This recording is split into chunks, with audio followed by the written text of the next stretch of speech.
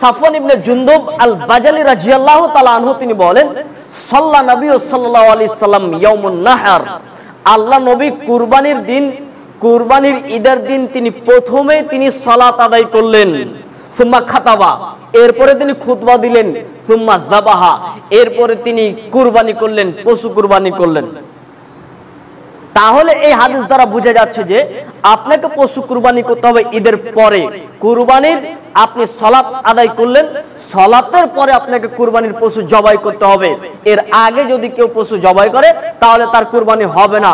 আপনি বলছেন যে এইরকম কি ঘটনা ঘটে? বলে হ্যাঁ, হঠাৎ করে দেখা গেল যেদিন ঈদ সেদিন সকালবেলাতে আপনি বের হচ্ছেন, এমন সময় হয়তো আপনার বাড়ির খাসিটার পেটে পাথর এটকে গিয়েছে, দিয়ে পেশাব হচ্ছে না, এখন ছটফট করছে, এটাকে রেখেও আপনি যেতে পারবেন না, তাহলে এটাকে এখন কেটে দিতে হবে, তাহলে এটা আপনার কুরবানি হবে না, সাধারণ এটি জবাই করা হবে।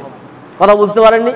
হয়তো আপনি এরকম অনেক সমস্যা ঘটতে পারে, তাহলে আপনার যেটা নিয়ত করেছেন যে এই পশুটির, সেটি আপনাকে জবাই করতে হবে মূলত সালাতের পরে।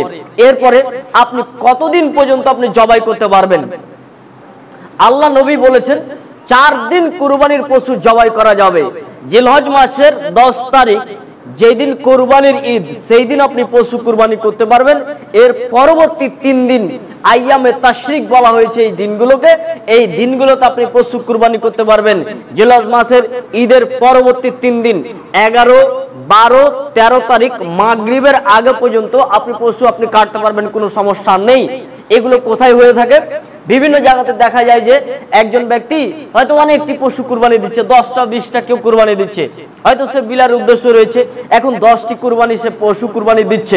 সে যেই দিন ঈদ হবে সেই দিন হয়তো 1টা অথবা 2টা সে কাটতে পারবে, কারণ প্রত্যেকেরই বাড়িতে সেদিন কিন্তু একটা করে পশু রয়েছে, প্রায় সবাই তো ব্যস্ত। তাহলে তার বাড়িতে যে 10টি এখন পশু রয়েছে সেটা কাটবে কে? তো সেই দিন হয়তো সে 2টা কোন রকম কাটলো। এর পরবর্তী দিনগুলোতে তখন অনেক মানুষ পাওয়া যাবে যারা তাকে সাহায্য করবে, কাজে পরবর্তী আপনি দিনগুলোতে আপনি কাটতে পারবেন। এটাই একটা প্রমাণ যে একজন ব্যক্তি একাধিক পশু কুরবানি করতে পারে, কোনো সমস্যা নেই।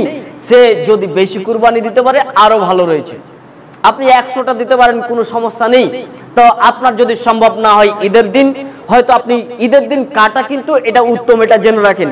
কোরবানির ঈদের দিন যেই দিন হবে 10 তারিখ, সেই দিন পশু কাটা উত্তম, কিন্তু পরবর্তী যে দিনগুলো রয়েছে সেগুলো আপনার জায়েজ রয়েছে, আপনি কাটতে পারেন। সাহাবীগণ কেটেছেন।